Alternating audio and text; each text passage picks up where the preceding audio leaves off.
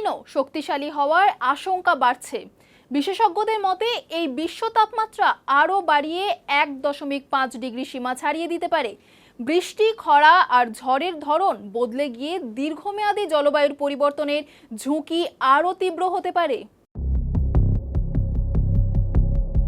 এল নিনো নিয়ে নতুন করে উদ্বেগ বাড়ছে বিশ্বজুড়ে। বিজ্ঞানীরা জানিয়েছেন প্রশান্ত মহাসাগরের উষ্ণতা দ্রুত বাড়ছে, যা শক্তিশালী এই এল নিনোর ইঙ্গিত দিচ্ছে।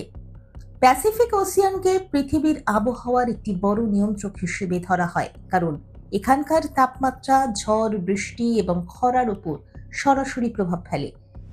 এল নিনো হল সমুদ্র ও বায়ুমণ্ডলের একটি প্রাকৃতিক চক্রের উষ্ণ পর্যায়। এই সময় সমুদ্রের জল স্বাভাবিকের তুলনায় বেশি গরম হয়ে যায়। এর ফলে বিশ্বের বিভিন্ন অঞ্চলে আবহাওয়ার বড় পরিবর্তন দেখা যায়। কোথাও অতিবৃষ্টি হয়, আবার কোথাও খরা বাড়ে।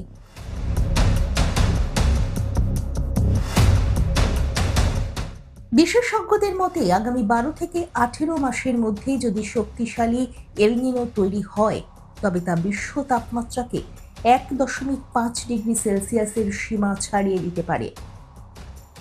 এই সীমা অতিক্রম করা মানে জলবায়ু পরিবর্তনের ঝুঁকি আরও বেড়ে যাওয়া, বরফ গলা, সমুদ্রপৃষ্ঠের উচ্চতা বৃদ্ধি এবং চরম আবহাওয়ার ঘটনা আরও বাড়তে পারে।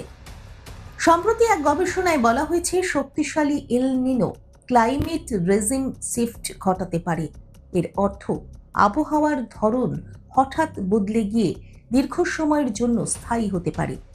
যেমন কোনো অঞ্চলে দীর্ঘদিন খরা চলতে পারে বা হঠাৎ অতিবৃষ্টি বেড়ে যেতে পারে।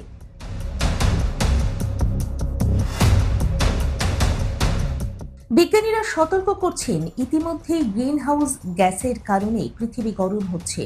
এর সঙ্গে যদি শক্তিশালী এল নিনো যোগ হয়, তবে পরিস্থিতি আরও জটিল হয়ে উঠবে। তাই এখনই জলবায়ু পরিবর্তন মোকাবিলায় কঠোর পদক্ষেপ নেওয়া জরুরি। সব মিলিয়ে এল নিনো নিয়ে এই নতুন সতর্কতা ভবিষ্যতের জলবায়ু পরিস্থিতি নিয়ে বড় উদ্বেগ তৈরি করছে। দেখুন এই সময়ের তথ্য ও চিত্র প্রতিদিন রাত 9টায় ও সকাল 8টায় শুধুমাত্র চ্যানেল 1-এ।